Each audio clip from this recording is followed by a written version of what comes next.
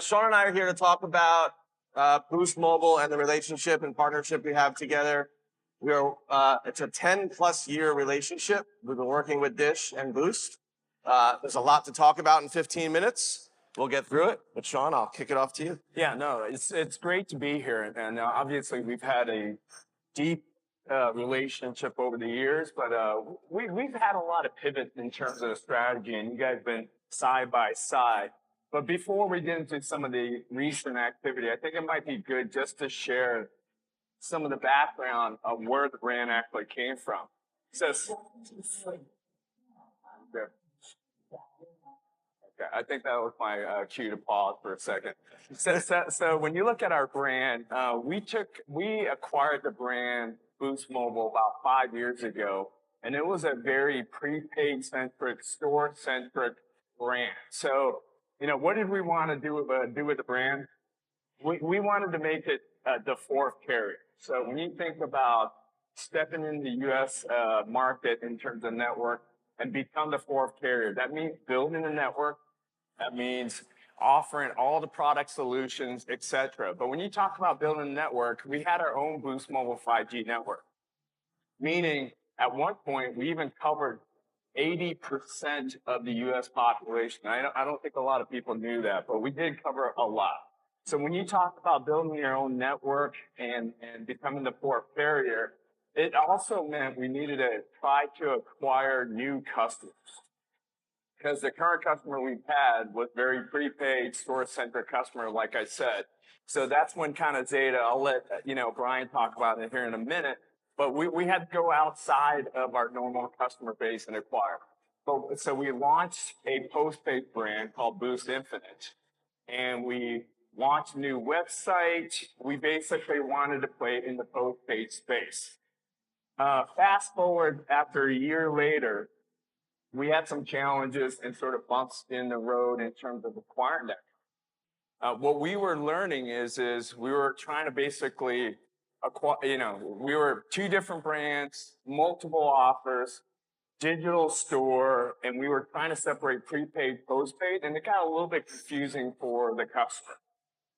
So that was the challenge we had. And at the end of the day, we were basically acquiring our own customer and just kind of splitting them by channel and by product offer. So that was the big challenge that we had. So what does it mean in terms of how do we have to pivot? So we had to get a sort of a challenger mindset, meaning we can't play by the industry rules. We were doing everything the incumbents were doing in the space, meaning TV advertisement, we were going to get prepaid, postpaid.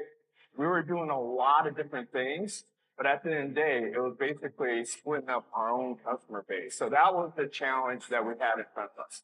So we took a step back and we said, what's not working here? And what wasn't working is because we were trying to separate how a customer paid as a product. Meaning if they wanted device financing, you go to the digital website. If you want prepaid, you go to the store. That was not working to the best for us. So we said, you know what? Let's not try to hold up two different brands. Let's just go back to one brand that everyone knows, Boost Mobile, and let the customer choose in terms of where they want to shop. So whether you go into the physical store, whether you go on the website, we wanted to offer all the solutions and let the customers dictate how they want to transact with us. So we went back to one brand. So it was more of a simplified approach. And we weren't following the footsteps of the incumbents, meaning like they would have their postpaid brand and they would have multiple prepaid brands. We tried that. And it was just like too much legacy stuff that we had to overcome. And we thought customers could be in the center of all of our decisions, whether she wants to shop online, whether she wants to shop in the store. We wanted to be able to provide all of those solutions for how she wanted to engage with us. So it's more simpler. It's more of an omni approach because, we know the consumer behavior is they shop across multiple channels, and we wanted to fully leverage that. So we needed help, right? Because we tried it a lot of this on our own in terms of trying to go get that postpaid customer and become the fourth carrier. And like I said, we were just basically separating our own customer base in different avenues. So we needed help in identifying and acquiring and engaging new audience. And that's when, Bryan, you guys came in and start helping us a little more than usual, but that was very, very appreciative. But I'll turn it over to you in terms of some of the value adds of this journey for us. Yeah, they were some pretty deep challenges that we were trying to solve for, as Sean said. But the first thing we did was we built two distinct predictive models. We used Boost data, and we used Zeta data. And what that allowed us to do was look at the audiences separately. It was interesting because the first thing we uncovered was very unexpected. Boost had the assumption that people with high quality credit score or high quality credit would be interested in postpaid. But what we found out very quickly was that they were interested in prepaid more so. And the opposite became true with the people with a lower credit qualification that were looking at the postpaid. So what that allowed us to do was really understand the audience. And by using the deterministic data, we uncovered all these things that took us from assumption to reality. And what we did from that point was we set up a conversion page, a single page for both postpaid and prepaid. And what that allowed us to do was really understand the audience and take them from two products and two brands and give the ability for the consumer to actually choose the way they want to pay on that conversion page. And the impact was real. We drove profitable growth. We increased conversion. We improved the information and the quality of the audiences that we were seeing separately from prepaid and postpaid, and gave Boost the ability to make decisions on those audiences, very quickly. And the one thing that the landing experience did was allowed us to collect the rich data segments and the data audiences and insights to allow Boost then to take that information and create a learning path that brought them forward into a strategy for 2026. And measuring in-store, one of the challenges they had was measuring in-store and attaching that to digital sales. We did that. We accomplished that very quickly, and then gave them the ability to start to look at different ways to build a strategy against that for 2026 and bring it forward. Yep, that's good. That's good. And so it kind of fast forwards into our strategy today in terms of all the insights that you guys have been able to provide. And the good news is with those efforts, remember when I said earlier, when we launched the postpaid brand, we were basically seeing the same customer coming across different channels versus new customers coming in. So now when you look at both the physical and the digital channel, based on some of the assistance and some of the insights, we've been very much able to target what we need. So if you look at the store customer, guess what? It's the same Boost Mobile prepaid customer that we've been doing business forever with.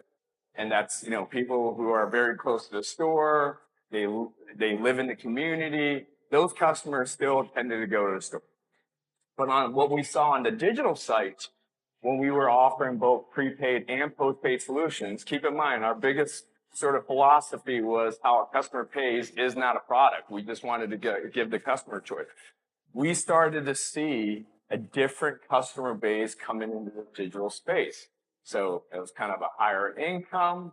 It was a little bit older, potentially customers that's, going on fixed income. They're looking for value. We had all those great solutions, not only in the store, but also in digital. But and their proximity probably wasn't close to a store. So they naturally gravitated going into our digital site. So now all of a sudden we're acquiring like a postpaid-like customer that can choose either prepaid or postpaid, and they're coming through our channel. So that unlocks a lot of different things that we want to do in acquiring that new customer base. So our journey will continue. We're still trying to figure out how much we want to lean into in terms of the omni piece. There is some challenges of, customer shopping in the stores versus digital, trying to integrate all those activities. But the good news is all the products that we offer, it doesn't matter. You can buy any of our products in any of our locations or on the digital side.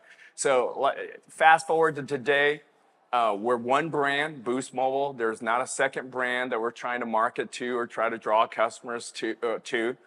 We've got one website, we've got one app. It very much simplifies our business, but we've learned with the right analytics, the right data points, being super, super targeted, you can actually sort of influence customers to go into different channels. And that's what we want to do. So that's been our journey so far. And as we go forward, I always tell my team, like, we're not trying to appeal to 340 million Americans. Like, we've tried that game in terms of trying to be the fourth carrier and try to appeal to everyone.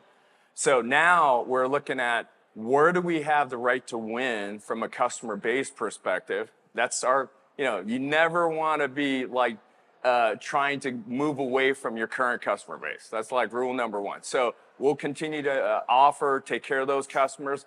But at the same time, we got to be strategic and very surgical in terms of moving up and trying to find that space. And right now, we're looking at customers that are, coming off their family plan. I don't know if there's recent college graduates. If there are, you probably should get off your family plan. But you got young professionals, you got people with lifestyle changes. There's many, many reasons why a customer is looking for new solutions, and that's where we fit in. We don't need, right now, we're not looking for a customer with 20 different lines in the household because it's really challenging to move multiple devices, multiple watches, multiple tablets. It becomes super, super difficult to go through that experience. What we're saying is those customers have 1, 2 lines, that's kind of our sweet spot in terms of a great experience and also an easy way to transition. But we're trying to find those moments, and we're kind of relying on you, Bryan, to help us out, finding those customer base, and let's provide a great solution as we go forward. So, hey, listen, we've been very fast. The good news about our organization is we've been able to make strategic pivots, but we haven't done it blindly. We made these strategic pivots with a lot of data, a lot of insights. When we place bets, we want to make sure we're winning on those things. So we've been able to do that. And the other part is you guys are a great media partner, but truly, I appreciate the growth efforts together. It's really shaping the strategy of customer segmentation, uncovering insights, and ultimately, where do we have the right to win? And you guys know, we're trying to scale our profitable growth, and that's the story that we have at Boost Mobile. Yeah, it was great. And to close us out, I think the moral of the story is Boost had a very open mind to learn, right? And that's most important. Without the deterministic data of both Boost and Zeta coming together and being able to drive those insights and intelligence, they would have spent a lot of time, energy, and money talking to the wrong consumer at the wrong time about the wrong product. And this data analysis that we're able to do and the insights we were able to get from it in real time allowed us to pivot the messaging, take 2 products that they thought should be 2 distinct products and 2 brands, and turn it into a payment method to give the consumer choice. So with that, thank you all for joining us. Sean, thank you for your time. Thank you. Appreciate it. Yeah. All right.